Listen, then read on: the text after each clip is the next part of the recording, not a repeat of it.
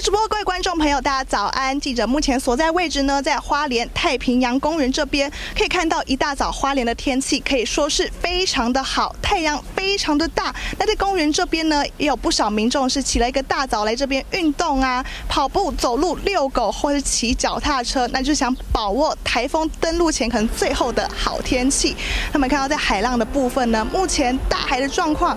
海浪可以说是蛮风平浪静的，也没有什么浪高啊、大沿